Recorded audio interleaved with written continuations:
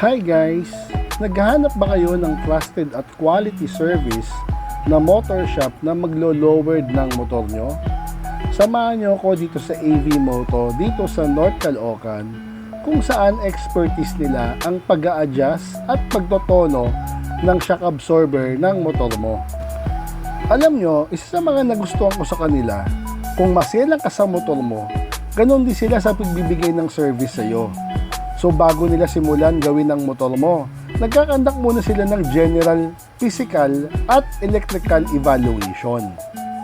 They check kung may leak ang engine at kung okay ba ang lahat ng electrical connections ng motor mo, like signal light, headlights, and other physical evaluation.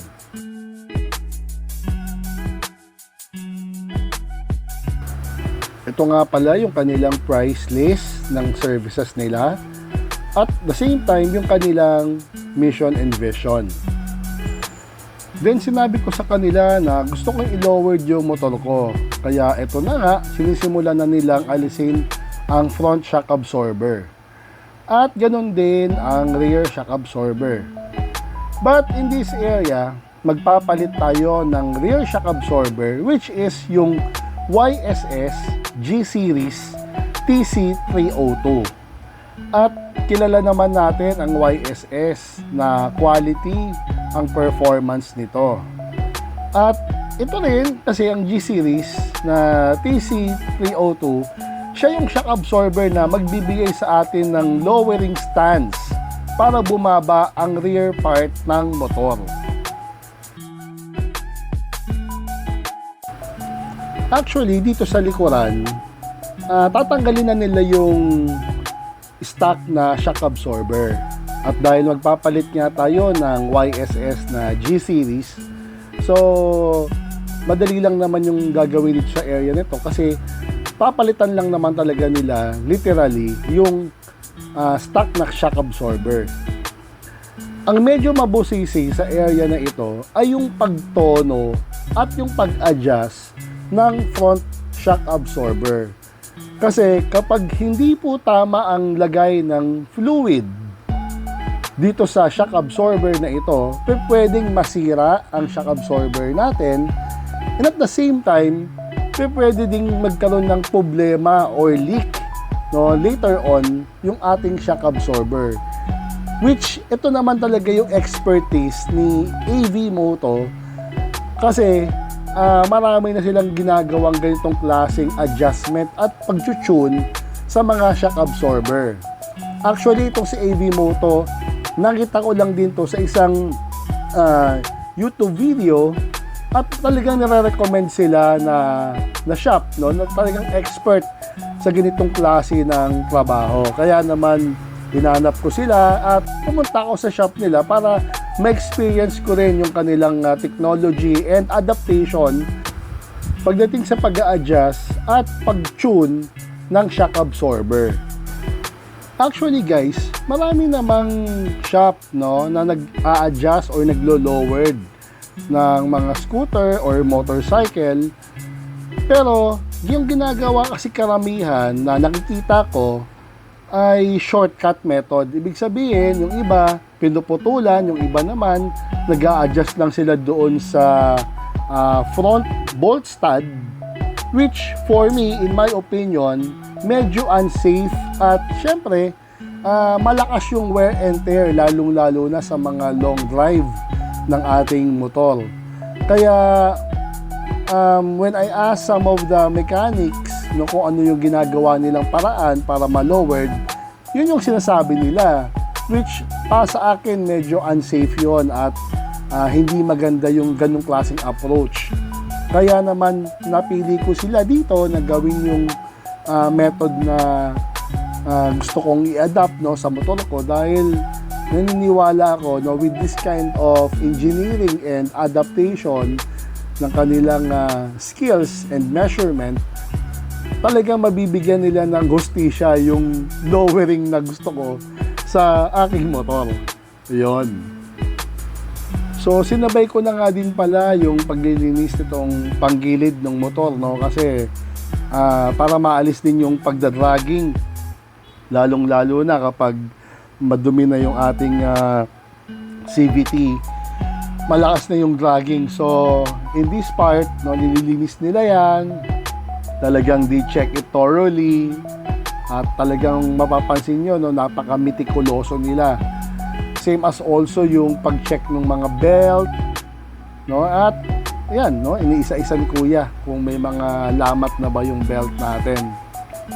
At alam nyo ba guys, no, isa sa mga talagang nagustuhan ko dito, talaga namang alam nyo, no, mabusisi sila sa paglilinis. Talagang they make sure na talagang malinis yung gilid, at hindi lang basta linis talaga, no, talagang mahusay talaga silang gumawa. Which until now, no, masasabi ko, maganda pa rin yung takbo ng motor ko, maganda pa rin yung performance. Kahit medyo ilang buwan na rin akong pa-adjust, no, at nagpalinis ng motor ko dito sa AV Moto. Personally, marirecommend ako talaga itong shop na to. Talagang okay sila, magandang kanilang service, pulido, trusted sila. 1 inches ang nabawas doon. Okay. Pero yung bolt naman niya, Kuya, ano pa rin? Apat pa rin. Kasi di ba yung iba parang ano eh? Hindi ka po kasi advisable na itulang to. Oo. Mataas kasi po tumatama din sa likod ng headlight ng pumasok. Tama.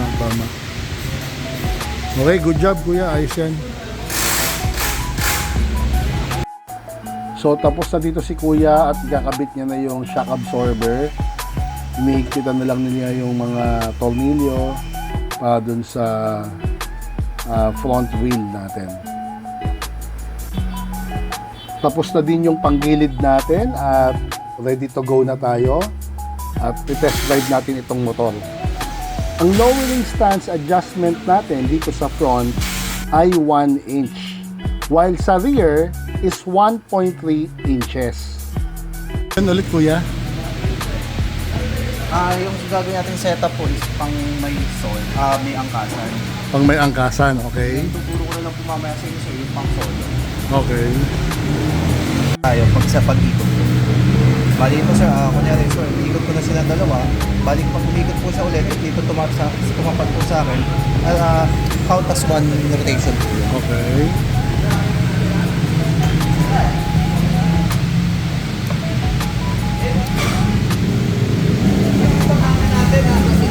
Hindi ko mapapansin to eh.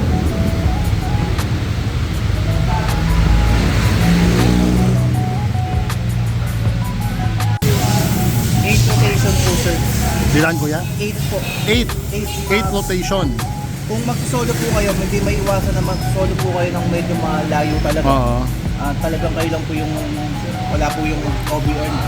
Oo. Ikot na lang po kayo ng 8 rotation. 8, ano yung clockwise or counterclockwise? Kanan sir. Para po yung space nito lumiit.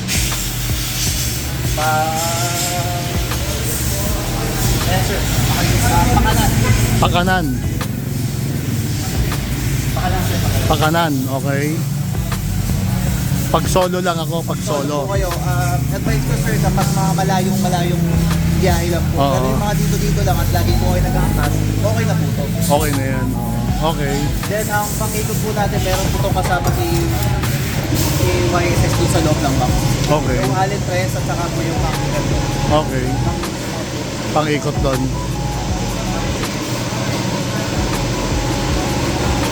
Dito ba kayo dapat sir, kaya iniikot lang po kaya ka po. Okay? Okay.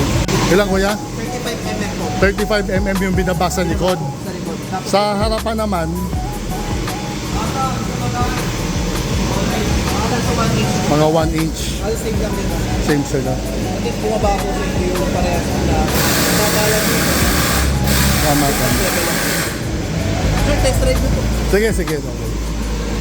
So again, depende po sa purpose nyo kung bakit po kayo magpapalowered. It could be for the looks, performance, or building ride confidence sa mga beginner rider. With that, thank you very much for joining me and I'll see you soon in my next ride. Ciao!